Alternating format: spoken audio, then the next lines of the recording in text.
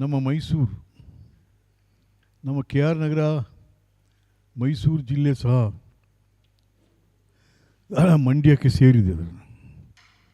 ಹಾಗಾಗಿ ನಮ್ಮ ಸ್ಥಳೀಯ ಪಾರ್ಲಿಮೆಂಟ್ ಮೆಂಬರ್ಸು HD ಕುಮಾರಸ್ವಾಮಿಯವರು ಮತ್ತು ನಮ್ಮ ಮಹಾರಾಜರು, ಯದುವಂಶದ ಅರಸರು.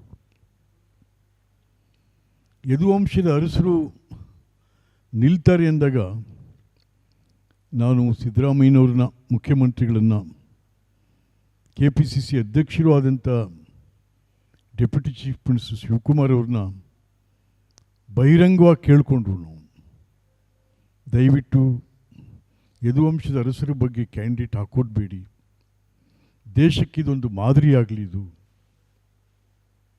ಯುನಾನಿಮಸ್ ಆಗಿ ಆಗಲಿ ಅವರು.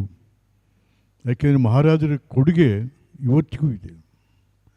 ಅರಸರಳಿದರು, ಅರಸರ ಅಭಿವೃದ್ಧಿ ಕಾರ್ಯಗಳು ಇಂದಿಗೂ ಕೂಡ ಅಮರ ಅವು.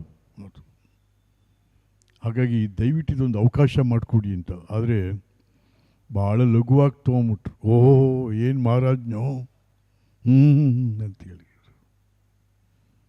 ನಾವು ಅದ್ರ ಬದಲು ನಾವು ಒಕ್ಕಲಿಗರನ್ನ ಹಾಕ್ತೀವಿ, ಲಿಂಗಾಯತರನ್ನ ಹಾಕ್ತೀವಿ, ಕುರುಬರನ್ನ ಏನೇನೋ ಜಾತಿ ವಿಚಾರ ಎತ್ಕೊಂಡು ಹುಟ್ಬಿಟ್ರಿ. ಇವತ್ತು ಮಹಾರಾಜರಿಗೆ ಯಾವ ಜಾತಿ, ಮಹಾರಾಜರಿಗೆ ಯಾವ ಧರ್ಮ, ಮಹಾರಾಜರಿಗೆ ಯಾವ ಪಾರ್ಟಿ?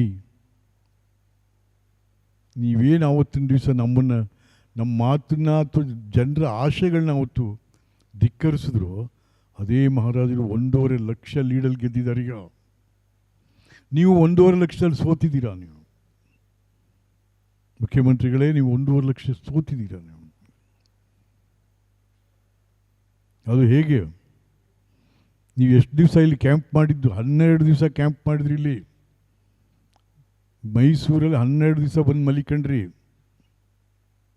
ಇನ್ನೆಲ್ಲ ಏನೇನೋ ಮಾಡಿದ್ರಿ, ಬೇಕಾದಷ್ಟು ಹಣ ಖರ್ಚಾಯ್ತು ಇಲ್ಲಿ.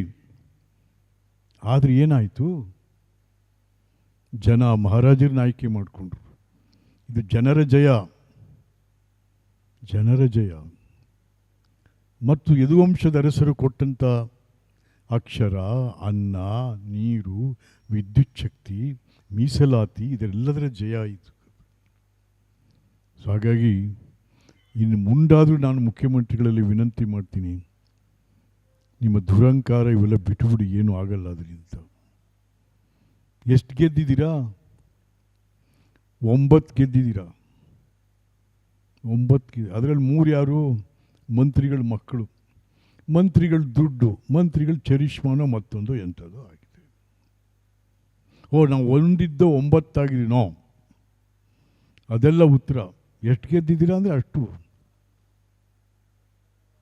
136 ಜನ ಶಾಸಕರನ್ನ ಇಟ್ಕೊಂಡು 5 ಗ್ಯಾರಂಟಿಗಳನ್ನು ಕೊಟ್ಕೊಂಡು ನೀವು, that's not the reply to the people of Karnataka from a chief minister. ನಾವು ಏನು ಭಾಳ ದೊಡ್ಡ ವಿಚಾರ. 1ರಿಂದ 9ಕ್ಕೆ ಬಂದುಬಿಟ್ಟು ಅಂತ.